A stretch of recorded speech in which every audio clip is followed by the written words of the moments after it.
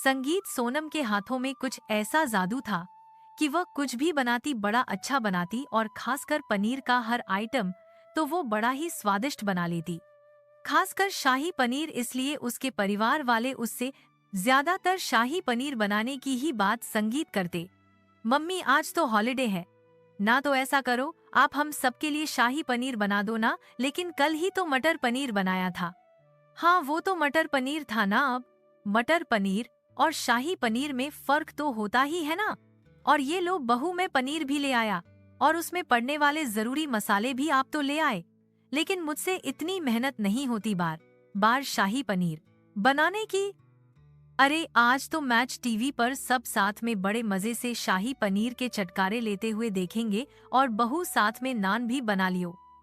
नान, लेकिन आपको तो डॉक्टर ने मना किया है ना मांझी मैदा खाने के लिए। अरे वो मुआ डॉक्टर तो बस ऐसे ही बोलता है, उसने कभी तेरे हाथ का शाही पनीर नहीं खाया ना, इसीलिए ऐसा बोलता है। हाँ खुद तो चटकारे लेते हुए मैच देखा जाएगा और मैं वहाँ रसोई में खड़े खड़े सबकी फरमाइश पूरी करती रहूं। इसी तरह सोनम के घर वाले उससे बार बार शाही पनीर बनाने के लिए कहते रहते, लेकिन इन सब में हालत खराब हो जाती बेचारी सोनम की, क्योंकि इन सबको बनाने में वक्त भी तो कितना जाता था। अरे सोनम, जब तक शाही पनीर बनाओगी ऐसा करो उससे पहले थोड़ा पनीर टिक्का बनाकर तैयार कर दो, और मम्मी थोड़े ना तब तक पापड़ भी तल दो। बहू मेरे लिए तो थोड़ी चाय बना दो। जी। फिर सोनम सबको उनकी पसंद का खाना बना कर देती है। अरे वो देखो आउट हो गया, यहाँ मैं क्लीन बोल्ड हो रही हूँ, वो किसी को नहीं दिख रहा। इसके बाद सोनम रसोई में खड़ी होकर सबके लिए शाही पनीर बनाती। संगीत सोनम के हाथों में कुछ ऐसा जादू था कि वह कुछ भी बनाती बड़ा अच्छा बनाती, और खासकर पनीर का हर आइटम तो वो बड़ा ही स्वादिष्ट बना लेती।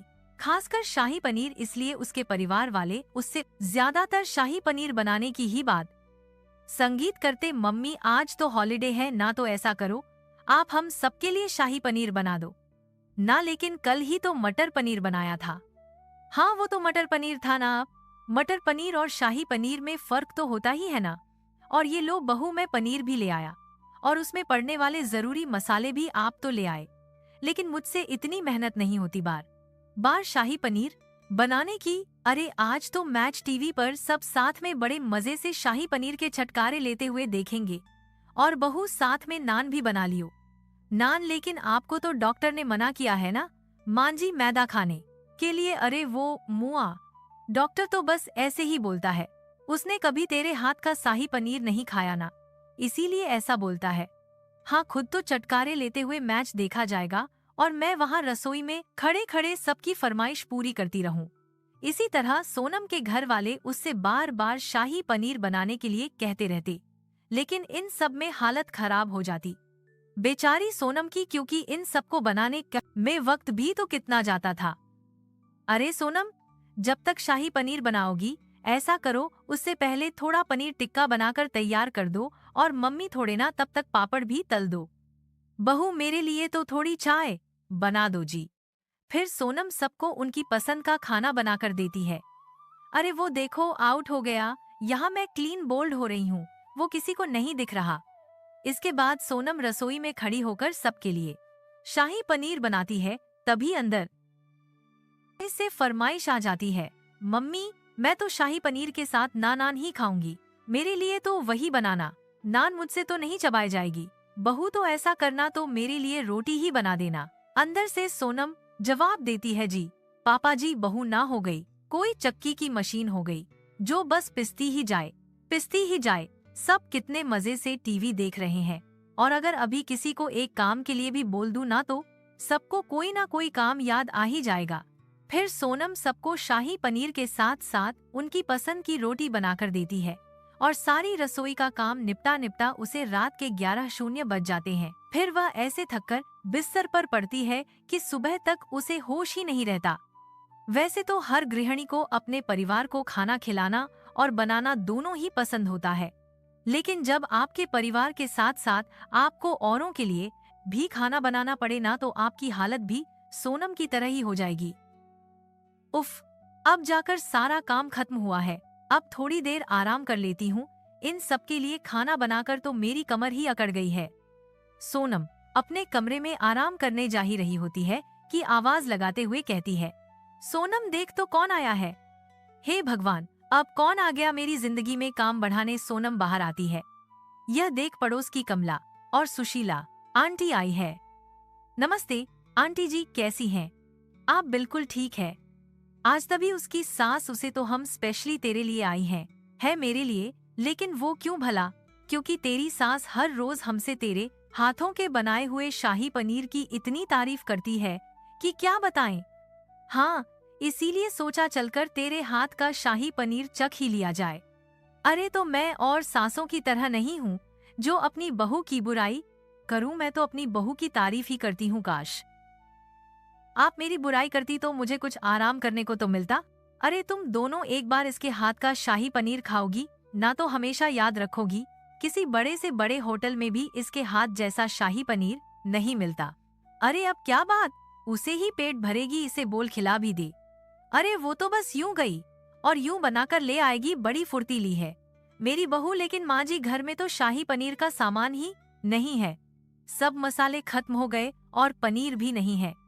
और फिर जब तक बाजार से सामान लेकर आऊंगी बनाऊंगी तब तक तो बहुत देर हो जाएगी आंटी जी को घर लौटने में। अरे तो हमने कौन सा दूर जाना है, नीचे वाली फ्लैट में तुम्हारा घर है, कोई नहीं, तू बेफिक्र होकर आराम से बना, हम इंतजार कर लेंगे। हाँ ठीक ही तो है, तब तक मेरा भी गप्पे लड़ा कर टाइम पास हो जाएगा। और बहू तू चिंता मत कर, शाही पनीर के साथ ना तू नान की जगह पराठे ही बना लेना। वह क्या है ना, मैं तुझे ज्यादा तकलीफ नहीं देना चाहती। अरे नहीं नहीं माँ जी, आप मुझे कहाँ तकलीफ देती हैं। अब तू जल्दी से बाजार जाकर सामान ले आ और शाही पनीर बना दे।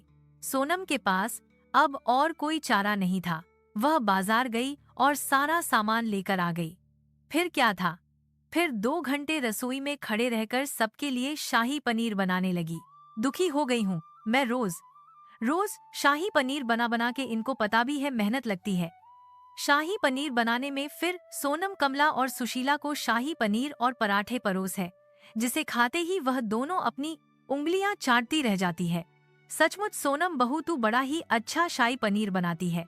हाँ सच में मजा आ गया जी, शुक्रिया। रोज रोज सबके लिए खाना बनाते बनाते अब सोनम थक चुकी थी और इसलिए अब उसने खुद के लिए स्टैंड लेने का सोचा। एक रोज तो आज क्या पेश किया जा रहा है सोनम के ढाबे से? आज तो मैंने बहुत सारी चीजें बनाई है पापा जी, जैसे कि दाल मखनी, शाही पनीर, रायतो और फ्राई गोभी की सब्जी और गुलाब जामुन। अरे वाह मम्मी, आज तो आपने होटल वाली फीलिंग ला दी।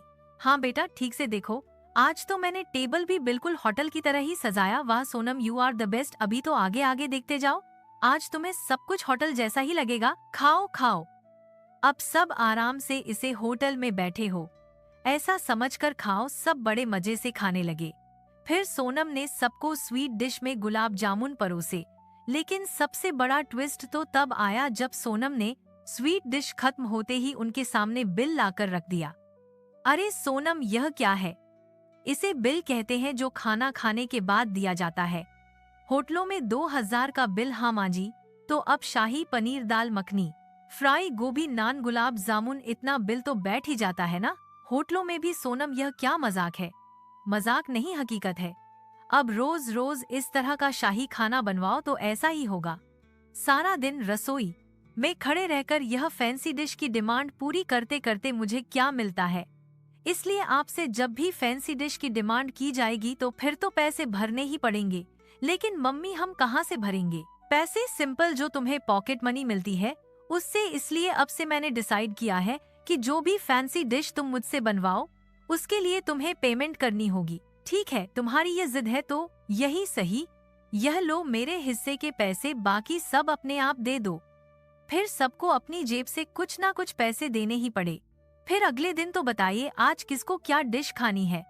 लेकिन ध्यान रहे पैसे उसी का हिसाब से लगेंगे, बस सादा खाने के लिए कोई चार्जेस नहीं है। हाँ तो ठीक है बहू, तू मेरे लिए ना दाल चावल ही बना दे। हाँ मुझे भी लगता है अब उम्र के हिसाब से ही खाना खाना चाहिए। बिल्कुल ठीक कहा बेटा, मैं भी दाल चावल ही खा लूंगा बस। फिर क्या था, सोनम ने झट से सबके लिए दाल चावल बना दिए। इस तरह कभी वो खिचड़ी तो कभी सीताफल और रोटी खाकर ही पेट भर लेते हैं। फिर एक दिन पापा, आज तो छुट्टी है, आज तो मम्मी को बोलो ना, आज तो शाही पनीर खिला दो। शाही पनीर जानती है ना, उसका रेट तेरी माँ ने शून्य रख रखा है। अरे इतना अमीर नहीं है तेरा बाप, अब तो लगता है शाही पनीर खाने के लिए भी बैंक से लोन लेना पड़ेगा। या पापा आप हमें उधार दे दो, किश्तों में पैसे लेते रहना, चुप कर मारूंगा एक चाटा। वैसे यह सब करने के लिए भी हमने ही तेरी माँ को मजबूर किया है। पहले तरह तरह की फरमाइश पूरी करवाते रहते थे और उसको मिली फरमाइश पूरी करवाते रहते थे। बेचारी को सारा दिन काम पर लगाए रखते थे। बिल्कुल सही कहा बेटा, बहुओं को हम जिनका चिराग समझ लेते हैं, जिनसे हम हर वक्त कुछ ना कुछ काम करवाते ही रहते हैं, बिना यह सोचे समझे कि वो भी तो इंसान है, वो भी तो थक ही जाती होंगी। हाँ बेटा, इसलिए हमें उसे भी आराम देना चाहिए। आज हम रसोई संभालेंगे और बहू को आराम करने देंगे। फिर उस दिन उन सब ने सोनम को आराम दिया और खुद रसोई संभाली। अब सोनम हफ्ते में 3 दिन ही सही पकवान बनाती और बाकी दिन सादा खाना, जिससे सभी घर वाले खुशी खुशी खाते। राजसमंद नामक एक गांव में जगमोहन अपनी पत्नी सोमा और बेटी गुड्डी के साथ रहता था। जगमोहन के पास जमीन तो थी, लेकिन साधन ना के बराबर थे। कुछ समय पहले उसके पास बैल थे, लेकिन घर के हालात बिगड़ने के कारण उसने उन्हें बेच दिया। उनकी हालत बहुत ही दयनीय स्थिति में थी। घर के हालात देख उसकी पत्नी सोमा ने उससे कहा, मेरी